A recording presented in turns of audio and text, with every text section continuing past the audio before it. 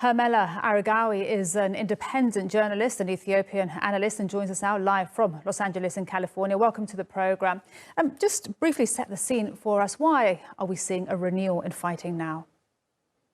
Hi, Maria. Thank you so much for having me. Unfortunately, the TPLF, the Tigray People's so-called Liberation Front, has a practice of creating crises for the people of Tigray, like it did when it started this war, and then taking the aid that it gets from the international community and repurposing it for war. What we saw this week was absolutely outrageous. The UN World Food Program said TPLF militias took 12 UN fuel tankers, 500,000 liters of fuel, and then broke the 5 months truce that you mentioned and restarted war. The Ethiopian government has actually held up its part of the bargain, stuck with the truce, allowed unfettered humanitarian aid access to go into Tigray. There was Claire Neville from World Food Program was on TRT a couple of weeks ago saying aid has been flowing into Tigray since April.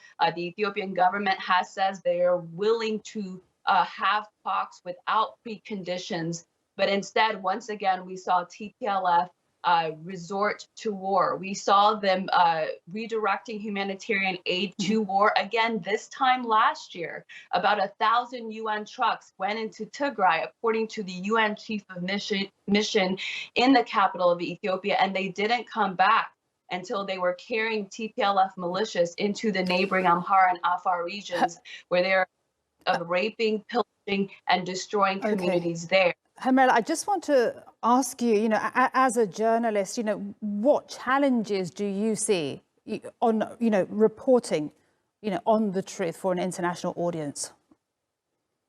I actually have a lot of connections to that region. I myself am Tigrayan and have two parents from there, and I had a mother who was there in the beginning of this war. And what you find is what is often reported in the so-called mainstream media, and what the people who, when they have the opportunity to say what actually happened there when they get out, say is very different. So there was actually a really well done report by Reuters talking to people in Tigray that have come out of there, and what they tell you, and we often see, looks very different. For example, they tell us that the TPLF militias are actually getting aid contingent on whether they offer up children or somebody in the family to fight this war. And so they are escaping out of that region to get refuge in the Amhara region, where the Ethiopian government is trying to take care of the IDPs. The Ethiopian government is the only legitimate government, and unfortunately,